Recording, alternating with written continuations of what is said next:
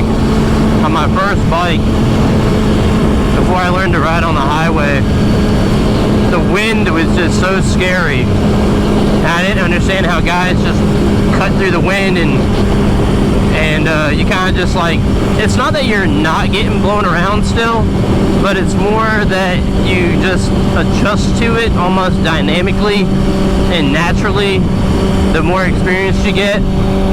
And it's funny because I look back and riding on the highway with the wind and all that, it scared the crap out of me. And I'd say for any new riders out there,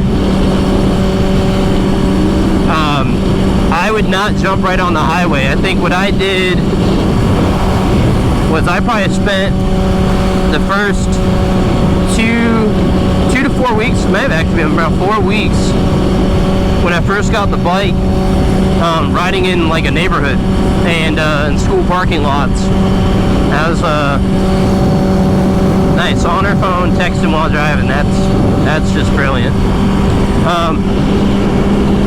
But yeah, so I spent the first several weeks just in a parking lot and or like an empty neighborhood, and then from there I took it a step up, and then I went out to public roads. Still no highways, but just normal roads. The speed limit's about 45. Rode that for several weeks, and then finally I don't remember at what point it was, but I then stepped up to the highway. Now, I was fortunate enough that my brother is actually the one that got me into riding, and he spent a lot of time riding with me in those first several weeks, which I think made a big difference. So if there's any new riders out there, if you have somebody like that is willing to kind of help be there with you, even just as a confidence factor, I'm definitely an advocate for that. Because it's scary. I mean, if you've never ridden a bike before and you're jumping on highways and stuff, I mean, it's nerve-wracking. So, any new riders out there, I'd say don't feel pressured to just try and go rip it. And I'll say this too. So, a lot of people, there's discussion about like what bike should you start on. I think that comes down to the person more than the bike. I started on a true 600, as a Suzuki 600, and I never wrecked it, I never dropped it, and I rode fast.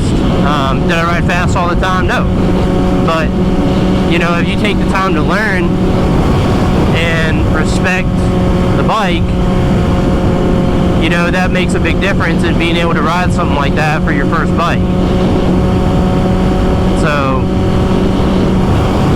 just kind of keep that in mind. I mean, it's more about, you and your personality. I mean, these things are, if you're going to buy one of these, you probably are already predisposed to wanting to go fast. So it's more about self-control. And it's not that you can't go fast. I mean, you guys see my videos on Instagram. I mean, obviously I go fast. It's more about like when you do it. But yeah, it's like I said, I mean, take your time jumping into this stuff. Don't just go right onto the roads. I would recommend starting in a parking lot. I know it's boring. I know, hey, I just got this sweet bike. I want to take it out. I want to ride. I want to show my friends. But take your time. It's worth it.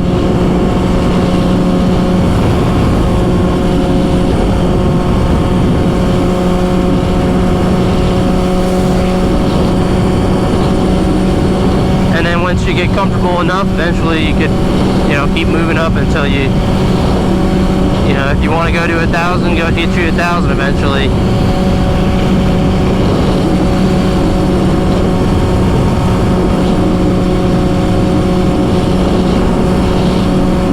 Now, it reminds me of like, there was one time I won't forget on my Zx10R where, and this is where it helps to have somebody with you. So we were coming to a stoplight, but it was up a hill. And, for anybody that's ridden a bike that learned how to ride, they can attest that one of the hardest things to learn is, your friction zone and how to leverage that with a hill. And I'll never forget that there was one time we were coming up a hill and we were coming up to a stoplight. The light turned green, and I probably stalled out. I don't know how many times. I stalled out enough to the point where the light had flipped back to red. Now, luckily, I was really fortunate enough to where there happened to not have been a car that came up behind us. Because, you know, some people will get, I mean, you know, somehow car drivers are, they'll just, they hate bikers, and you're holding up their time, so they might get mad at you. But it was nice because my brother was able to just stay there with me. And the biggest thing with learning how to ride and stuff is actually more overcoming like the nervousness, especially in those moments where you stall out at a light, or you just stall out in general in traffic. It kind of flips a switch in you, and you kind of go panicky as a new rider, because you're like, oh crap, I wasn't expecting this. And the biggest thing I could recommend to do is just learn to just kind of work to stay calm.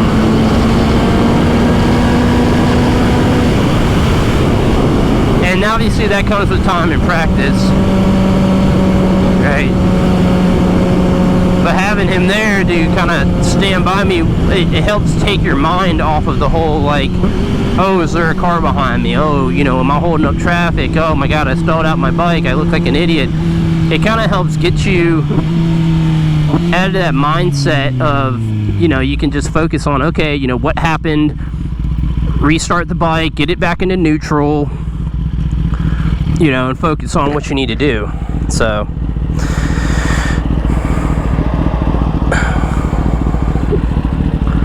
man, this humidity.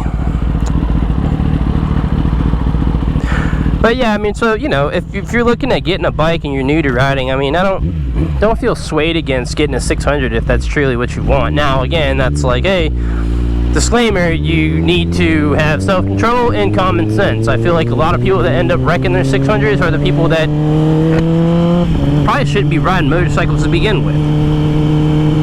That just go out there and rip them around. They don't know how to ride a corner. They don't know body positioning.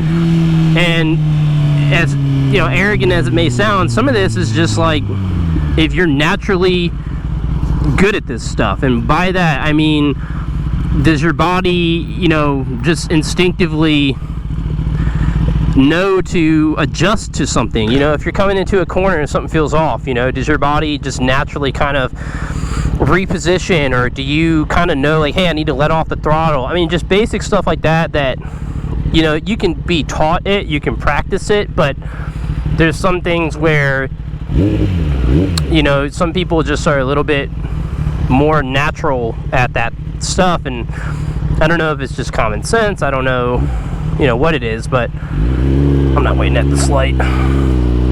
That's another factor too, and I think a lot of people don't really think of that one.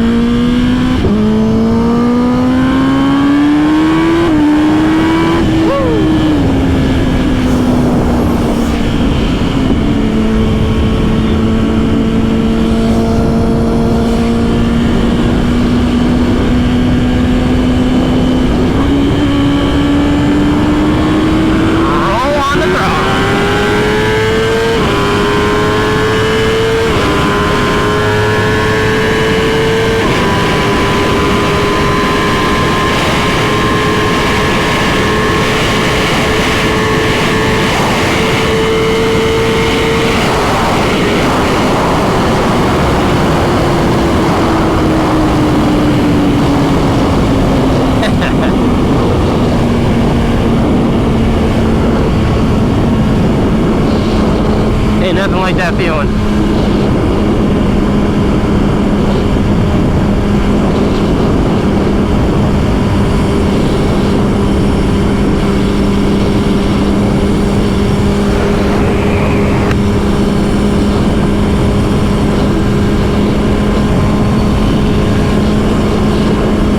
But yeah, I know this kind of turned into a, I guess, I don't know, I was just kind of out talking. Kind of out talking, making a video, and you know, see where the topics lead me. But yeah, I mean, for any new riders out there, I mean, if you're looking into getting a bike or you just got a bike, I mean, you know, if you have any questions or anything, you know, let me know, and I'm happy to answer the best of my ability. One other thing I'd recommend, and this sounds kind of cheesy, go get your motorcycle license. I know, like, a lot of people that ride sport bikes, they do not have them. Just go get it. Go take the MSF course. It takes 2 days, you know, it takes 2 days of your time, and it's worth it. Because you kind of learn some things. I wouldn't say, you know, is it really specific to sport bikes? No, not really, but one area where it's helpful, at least for me, is you get a little bit more conscientious about low speed maneuvers. And people that ride sport bikes typically have really bad low speed maneuvering abilities. And you know, as somebody that's been riding for a while, that's actually something I look for. So if I'm out riding with people, or, you know, I mean, everybody judges to some extent, or judge maybe isn't the right word, but, or maybe it is, I don't know. But you kind of can start watching somebody do something, whether it's riding, whether it's skateboarding, whether, you know, whatever, driving a car. You kind of can pick up on things and make general assumptions, more or less, as far as like, oh, that person probably doesn't know what they're doing. You know, if I look at a sport bike rider and they had to do a 3-point turn to turn around or make really wide turns and stuff like that, it's kind of a, I don't want to say a giveaway, but it, you know, it's a telltale sign that they're maybe not that experienced, or they never took the time to kind of learn some more of the basics. So that's where something like the MSF course can come into play, because again, you're not on crotch rockets. I forget what I was on, some Suzuki, I mean, the thing was old. They don't even sell these bikes anymore, what I was on. And again, so you're not learning to go fast. Oh, watch out for something like this where the truck's got a signal on. Gotta be careful of that. Luckily in that case he saw me coming. But you know, you're not learning to ride fast. You know, you're not learning how to do 190 on the freaking highway and you know, all that, which honestly nobody should be doing anyway, as I did it in the video. But you're learning to do low speed maneuvering, which normally once you go get your own bike and you're off riding, a lot of people kind of just put that on the back burner and never go practice it. So I mean, I'll admit, even when I got this bike, I mean, the thing is, when you step up from a 600 to 1,000, the weight of the bike is, at first, significant. Nowadays, I feel like it's really not that big of a difference, because I've gotten used to it. And the other thing, too, is these new gen bikes, I mean, they pretty much handle like 600s. Good old TPS. But they pretty much handle like 600s nowadays, and what I mean by that is they are very nimble. They're very, you know, quick and snappy, and if you get used to that, you know, it's really not that big of a difference. But the first time I switched to it, it was like, holy crap, like I felt like, I'm like, oh my god, how am I even gonna hold this bike up coming from a 600? And you kind of get used to it. But turn up the cruise control here.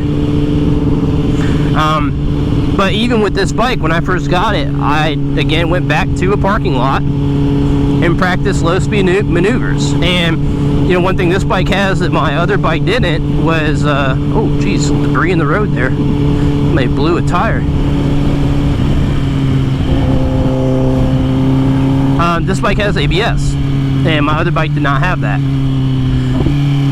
So again, that was something that I needed to learn how did that work. And you know, one of the things I did was I took it to a parking lot and got up to, you know, 20 miles an hour, 30 miles an hour, and I hit the brakes hard just to see, like, hey, what does this feel like? And that's something, you know, I think that is good to do, is, I mean, again, you have common sense and you're in a safe environment. But what I'm getting at with that is I am testing to see how the bike would react in more or less emergency type situations, so that should that ever happen out in the real world, if I go grab a handful of brake, that's Porsche, I kind of have an idea of what to expect from the bike. And I think that throws a lot of people off. Oh, doggies. Yeah, be respectful. So I think that throws a lot of people off, where they get in these panic situations, emergency-like situations, and you know, that's where somebody like Dan the Fireman has a great channel that kind of talks about accidents and stuff, where a lot of it is because you got into a situation you weren't prepared for, whether, you know, is it your fault or not necessarily, and you know, reacted to it as, you know, you would, but you may not be prepared for how the bike is going to react. And so if you can practice those situations in a safe environment, it will probably help save you later down the road. So especially on big bikes like this, they got a lot of power. If I know how it's going to react if I do certain things, you know, it just helps me better adapt to the situations as you're out here really riding.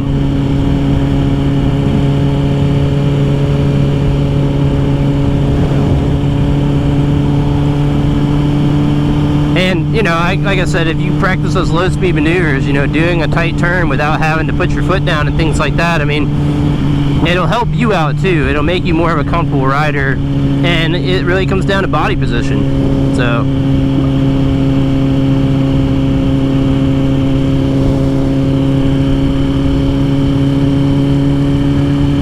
this is a good road to get some corners on. I always get sketched out. I don't know if you guys can catch it in the video with the shade coming through the trees, but there's parts where they've done like squiggly patchwork. You got to be careful of that stuff, because if you catch it at the right angle and the right heat, it will be like ice.